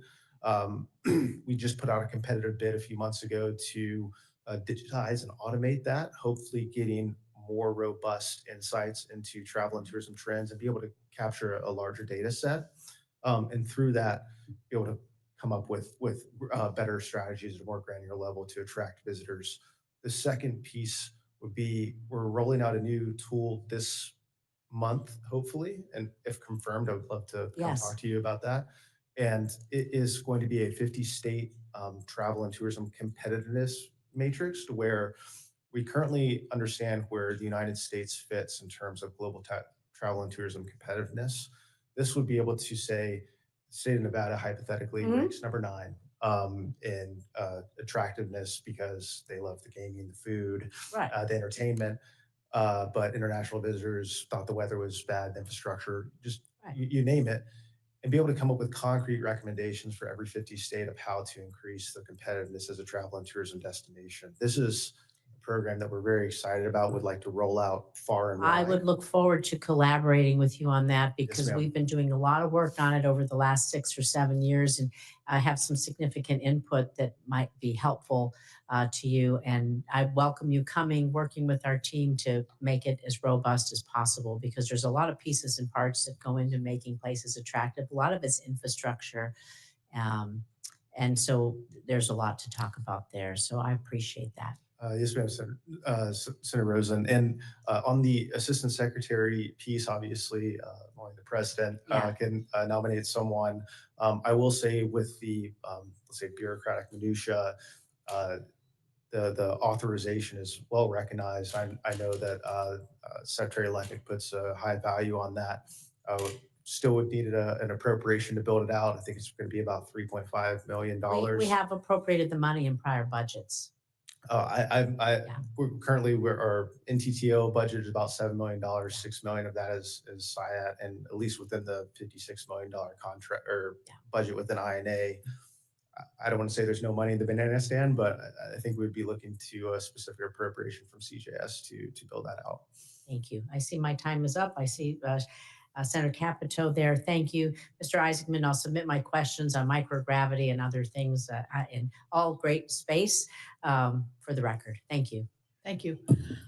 Thank you both for being here. And Mr. Haynes, thank you for your willingness to serve. I think most of my questions are going to go to Mr. Isaacman, but so I didn't want you to take that as a slight in any form or fashion. So I have been a strong supporter of the growing West Virginia. We talked about this, West Virginia, Pennsylvania, Ohio space economy for many years, and believe that this region, perhaps best known for its energy and infrastructure prowess, has a unique opportunity to emerge as a leader in space energy and infrastructure.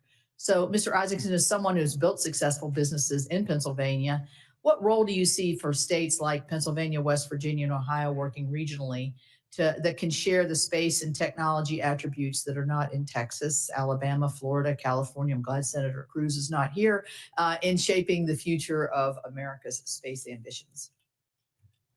Senator, I really appreciate the question.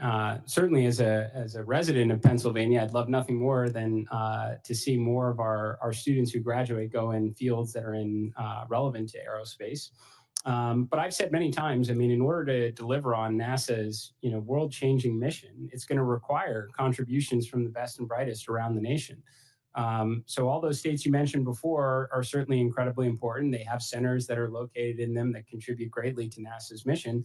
But we are going to need an incredibly growing workforce over the years that's going to come from across the nation. I like the answer, the Keystone Space Collaborative, which is what I was talking about. I think also when you have centers of excellence around and participating in the manufacturing or the technology or innovation, it inspires the next generation. You can have cooperative agreements, internships, and other things to get that next generation. I would note yesterday I was sent a letter that was sent to the chairman and ranking member, where numerous former astronauts spoke in favor of your nomination. I think when you and I spoke before, I spoke about one in particular that I have great admiration for, and I saw her name on the list, Peggy Whitson. So that's good enough for me. She is a remarkable astronaut woman and an inspiration to the generations. And she came to West Virginia with me, and our young girls were just awestruck by her. So congratulations on securing that letter. I think that goes a long way. I want to talk about IV&V. That is located in the Katherine Johnson it's not in Parkersburg, in Bridgeport. Katherine Johnson IV&V facility. As you know, this does the independent verification and validation. There's always this sort of looming threat that all of this is going to get privatized. I would certainly argue for that facility being very cost-effective, efficient, and the capabilities are tremendous there. I would like to talk to you about this in greater depth when your nomination is positively affirmed by this Senate, and by looking to not outsource what they do, but to maybe grow that presence. And so would you be willing to work with me on this? Absolutely, Senator, and also very, very grateful that a astronaut Hall of Famer like Peggy signed the letter of support. It means so much, along with all the other 35 astronauts who signed it. I'm very interested in taking that visit, ma'am, because I think in a world that we all envision someday in the future with lots of space stations and deep space missions, the reliance traditionally on mission control and hardware will diminish as we need to have more onboard decision making and perhaps even the inclusion of AI onto some of our vehicles and even satellites, which will only increase the importance in terms of the integrity of the software. So I think it will obviously have a continuing role to support NASA, but perhaps many other agencies within the government as well. Good. Yeah, we've been trying to expand that. I would just very quickly, and this is not a short answer kind of question, but as we see the pursuit of our space program and others around the world, the Chinese in particular, to try to get back to the moon, there's a lot of discussion on power generation on the moon. And I don't know what your thoughts are here. I don't know if lunar surface power programs, I know it's talked about nuclear, but also solar. I mean, what are your ideas here, and how far along are we on this? Senator, so I love this topic, so I could far exceed our time here. So I want to offer up, I would welcome any opportunity to discuss further, but I'm very big in nuclear and space. I mean, there are numerous applications for it. There's propulsion applications with nuclear electric, nuclear thermal propulsion. There's surface power requirements. We're going to need surface power, for applications that don't have direct sun exposure. We're going to need surface power to likely manufacture propellant for missions to and from Mars, and certainly deeper space exploration missions where there's less solar effectiveness. So it's an area that I think is squarely within NASA's mission to be working on the near impossible, to do what no one else can do and attract the talent that will want to work on exciting mini Manhattan Project-like programs. Thank you. Thank you both, and thank you both for your willingness to serve.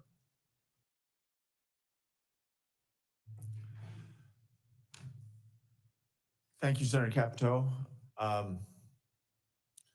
Let me start with Mr. Haynes. I appreciate we followed the discussions around critical minerals. I want to make sure that we emphasize that's a bipartisan effort. I think the coordination and continuity of programs, there's not a pendulum going back and forth between administrations, focusing on the access to capital, workforce training. We are woefully behind, not just China, but many of our allies in terms of how we find that workforce. So I won't rebuild that or litigate that discussion. Just only want to emphasize it is bipartisan. This is something that should be a high priority. I do want to talk a little bit about some of the things: telecommunications, cyberspace, AI, quantum technologies. Colorado has a dense ecosystem there. And I think especially along with AI, quantum it's a field of intense competition between the United States and our rivals, our adversaries.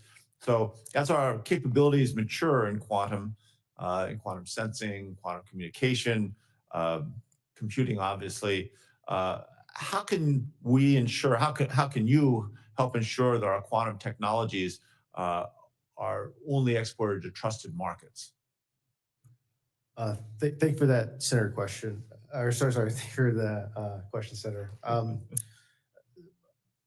I would say the Assistant Secretary for Industry Analysis does not play an active role in export licensing policy. That's our colleagues at the Bureau of Industry and Security, or BIS. I will say that we have and will continue to engage actively with industry to see where those markets exist, and also understand the national security implications of those technologies, where they rack and stack in terms of competitiveness with international competitors. And we could provide that information to the Bureau of Industry Security as they're making their licensing decisions, but we are not actively involved in any export licensing policies or decisions. Great, I appreciate that. And I think we've got a lot of work to do on there. Mr. Isaacman, we share the same bipartisan goal that the United States should be laser focused on returning American astronauts to the moon, reaching the next frontiers in space exploration. I think I'm still the only scientist in the Senate who's actually done provided peer-reviewed papers. Back in May, you answered some of our written questions. I thought this was very well stated, so I repeat it, that you want NASA to be a force multiplier for science, which I think is essential, launching more missions, more telescopes, more probes, more rovers. You also said that you can be expected to be a passionate advocate for science. You know, all of NASA's science and exploration missions, including both planetary and earth sciences, prioritizing these efforts is not about choosing one over the other, but rather identifying where the greatest breakthroughs are possible. Certainly now you're dealing with a budget issue that's fairly dramatic. So I wanted to see how you balance that. Can you confirm, you know, where you believe NASA's scientific and exploration missions, are they complementary, or do they end up becoming, because of budget issues, mutually exclusive? Well, Senator, first, I think the scientific side of NASA is just as important as human exploration, as is our work in aeronautics and technology development. I think that, as I mentioned to some of the other senators before, I understand earlier this year we had a presidential budget request. Of course, I do absolutely support the president in the goal of reducing the deficit and ensuring the nation's on good footing. But that said, a lot has changed since then. I mean, and this is something that if I am confirmed, I'd love to get my arms around, because we have been on a continuing resolution. I mean, earlier this year, I understood that perhaps even the Nancy Grace Roman telescope might launch under initial budget requests. I've since been informed that that is no longer the case. So simply put, Senator, I'd love to know where we stand today. But as I've told other senators, you know, in terms of dollars allocated from Congress, we will absolutely maximize the scientific value of every one of them. Sure, I appreciate that. And the Nancy Grace Roman telescope is a good example. Is Goddard Space Flight Center in a similar position in terms, I know that there's looking at certain potentially draconian changes to their budget? I mean, Senator, I'm nothing more than I would read the same things that other people do. If you ask me, I think Goddard is very important to spearheading the scientific efforts of NASA. Right, right. We agree. I appreciate that, and I do recognize the difficult choices that tight budgets create for all of you, and I appreciate that. I'm out of time, even though now I'm left to be the chair. I think the compulsion is that I have to curtail my questions, but I have a couple more questions I'm going to submit in writing to you guys. And again, I appreciate both of your willingness to serve the country in these roles. So Mr. Isaacman and Mr. Haynes, my last question, which I am not just allowed but required to ask of all nominees, if confirmed, you pledge to work collaboratively with this committee to provide thorough and timely responses to this committee's requests, and to appear before the committee when requested. Yes, Senator. Yes, Senator. I don't think NASA can accomplish its world-changing mission without the support of Congress. Right. Well, I think it has to be a close partnership, especially all the more so in these days of tight budgets. So thank you. I have literally dozens of letters of support from various organizations for both of your nominations. And we ask unanimous consent these letters be inserted into the hearing record without objection. So ordered. It's hard to have any objections when you control the room. Senators will have until the close of business on December 4th to submit additional questions for the record. The nominees will have until 11 a.m. on December 7th to respond to those questions. That's a pretty quick turnaround, but hopefully that doesn't put you in too difficult a position. That will conclude today's hearing. The committee stands adjourned.